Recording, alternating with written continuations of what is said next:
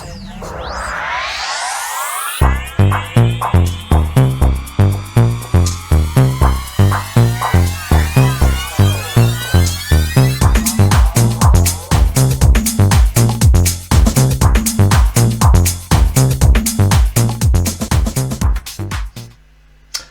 and welcome to the very first video on the Object-Oriented Programming and Paradigm Fundamentals playlist. I managed to get all of that out in one go without making a mistake. In fact, there are two playlists on this YouTube channel. This one, which is the OOP Fundamentals, is designed to underpin the theory and approach of OOP programming and the paradigm. So this is to support you in the written questions that you'll get in your exams.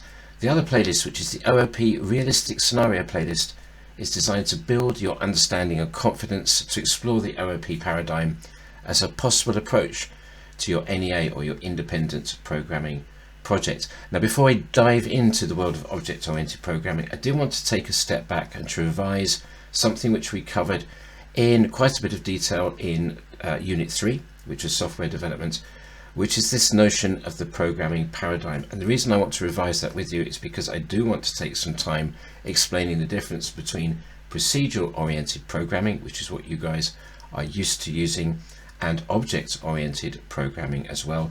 And in fact, on your course, you are required to be able to briefly explain the difference. So let's cover that off in the next part of the video.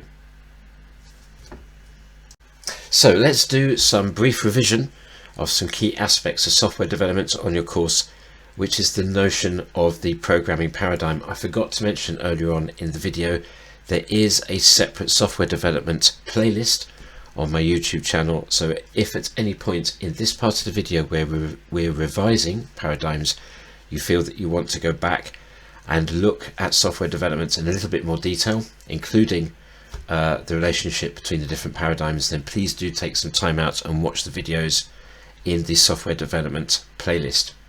Okay, so a programming paradigm is a model for designing and creating computer programs. Each paradigm is supported with languages that have common approaches, conventions, structures, tools, and techniques for addressing a computational requirement, the approach to which is best suited to that particular paradigm. Paradigms are deliberately restrictive, which helps to ensure discipline and consistency in the design and development of a computer program.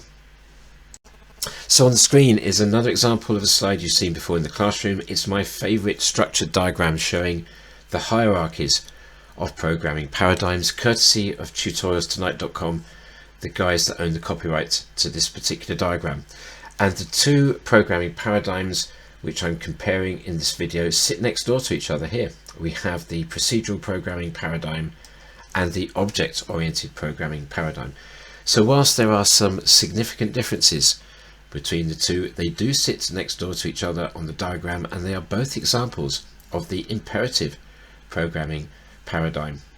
And you'll begin to see the similarities as well as the differences once you guys start to get a little bit of practice programming using object-oriented code.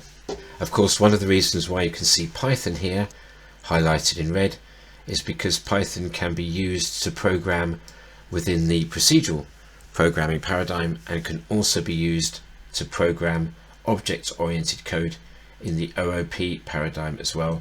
And in fact, you may have noticed that Python appears over here because we can also use Python to program in one of the declarative programming paradigms, the functional programming paradigm, on the right hand side there. So just goes to show that along with other languages like Ruby, for example, Python is a very, very flexible and powerful language.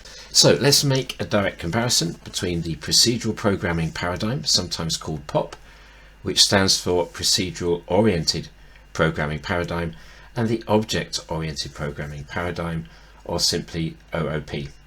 So you guys can pause the videos and you can take your time to read through the small print that's on the slide. I'm also going to give you a scenario which hopefully will clarify the big difference between these two paradigms. So by way of example, let's imagine that we have a manufacturing plant and quality control sampling has been taken on the products that a manufacturing plant produces.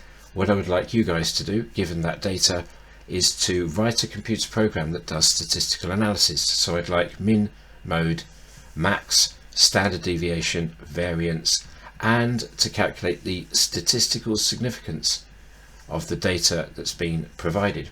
Now I strongly suspect right now the first thing that you guys are thinking of is the algorithm.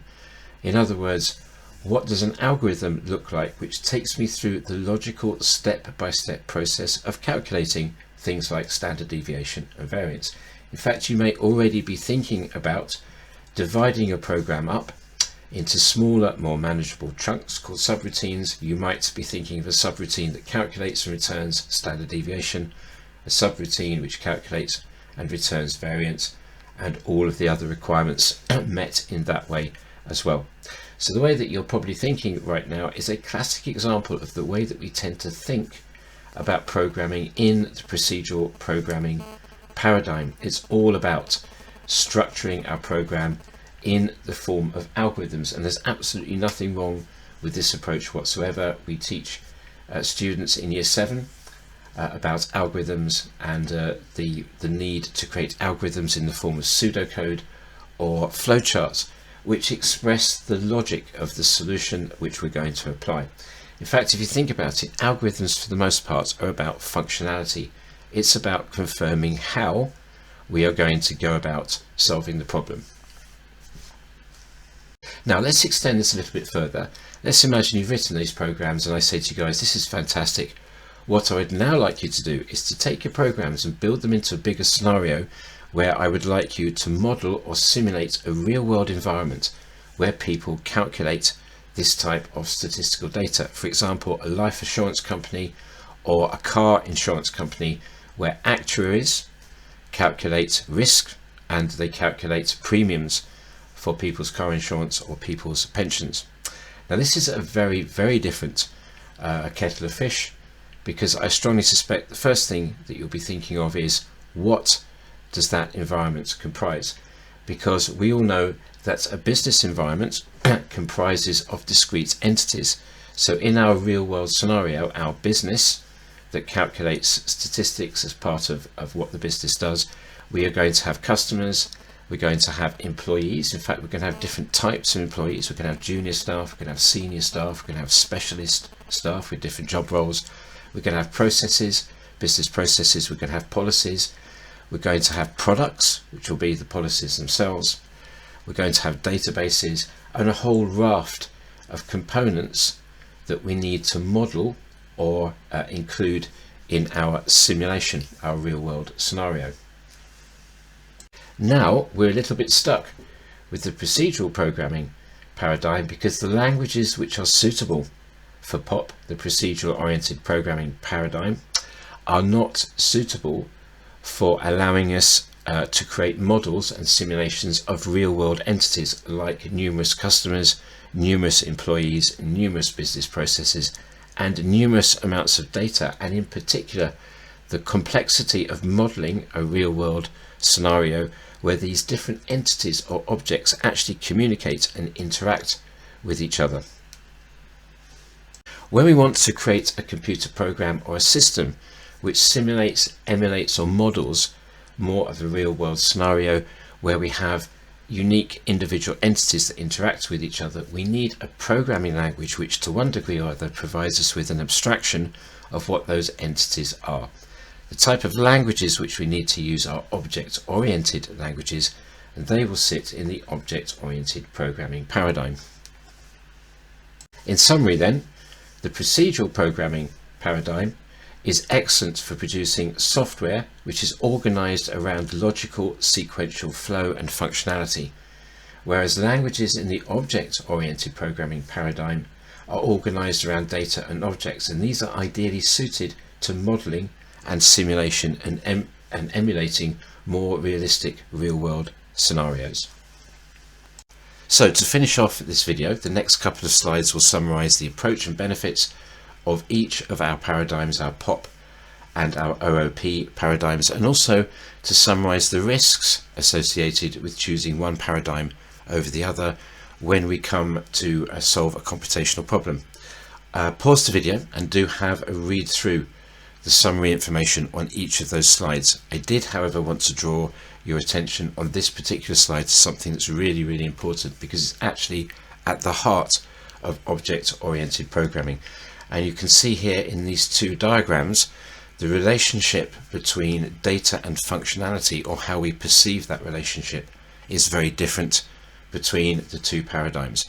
So with procedural oriented programming, you can see here in this summary diagram something that you will already be very familiar with from your time coding in Python at GCSE in particular, and it's the idea that we have global and local data and subroutines, which in this case have been called functions. So at the top here you can see we've got two examples of global data. That means the scope of that data, the accessibility of that data, is right across our computer program. But we also have our subroutines, function 1, 2 and 3 in this particular case, and in our subroutines we have data or variables, assigned values, the scope of which is restricted to each of those functions. Now, in the object-oriented programming paradigm, the way that we perceive and structure our program is very, very different when it comes to data and functionality. And you can see in this diagram here, each of these blue boxes represent a module where data and functionality is bundled together. These are encapsulated together. So you can see on the left-hand side here we have data that relates to a specific set of functions. Here we've got data that relates to a specific set of functions inside the blue box, and likewise here we've got data that's associated with functions inside that particular box. The way that the data and functionality communicates with each other is through the functions of each of our individual modules, or bundled together data and functionality. And each of these blue boxes are called classes. And this is something which of course we will come across and talk about in a lot more detail in future videos on the playlist. So given the fact that our programming paradigms are different and each paradigm offers benefits and drawbacks, there are risks that need to be managed and mitigated, which tend to be distinct for each of our paradigms. And of course you guys will also know that there are always risks associated with developing software, and those need to be mitigated throughout the software development life cycle. This slide is basically saying, for example, that if we work within the procedural programming paradigm, there are some risks which tend to be typical to that particular paradigm, and likewise with the OOP paradigm as well. So in this final slide, I'm not going to read through each of the points. You can pause the video and read through those and take notes at your own leisure. So in this video, we started by revising a key aspect of software development on your course, which is the notion of the programming paradigm. You guys have been using the procedural programming paradigm since Key Stage 3 and Key Stage 4. At A level, we need to be more familiar with alternative paradigms. So at the end of this video, you should be confident about the key difference between procedural programming paradigm and the object-oriented programming paradigm. We've looked at some scenarios. We've briefly looked at the benefits and drawbacks of each of those paradigms, the way that we tend to think about software development in those paradigms, and also some of the risks associated with each paradigm that we would need to mitigate. In the next video, we're going to be looking at the basic theory, the fundamentals of object-oriented coding. So I will see you in the next video on this playlist.